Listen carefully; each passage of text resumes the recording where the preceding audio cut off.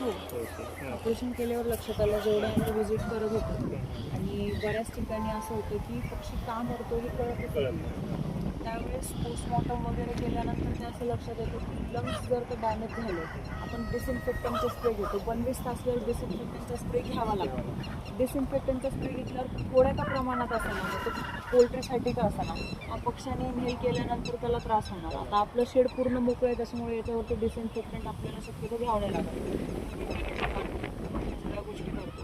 पण मग ते लंग्स डॅमेज झाले ना, तुमचा पक्षी मोठा होणार, तोपर्यंत सस्टेन करणार. पण पक्षी एकदा मोठा झाला, हेल्दी झाला ना, की तिथून त्याची मॉर्टॅलिटी व्हायला सुरू होणार, लंग्स खराब असतात.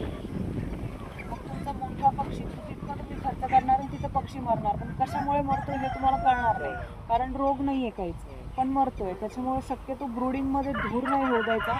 डिसइन्फेक्टंट जेवढा पक्षी तुमच्या शेडच्या बाहेर असेल ना तेवढा करायचा. आणि आजकाल लोक काय करायले, पक्षाला सकाळी मोकळं सोडताना फवारा घेऊन ते त्याच्या अंगावरती मारतात. ते नाही करायचं बिलकुल. त्याने पक्षावरती, त्याच्या लंग्सवरती फरक पडतो, मॉर्टॅलिटी होते. आणि शक्यतो आजकाल मॉर्टॅलिटीचा रेटच त्याच्यामुळे जास्त झाला असतो. त्याचा रेशो कंपल्सरी. आता तुम्ही शेडमधून पिल्ले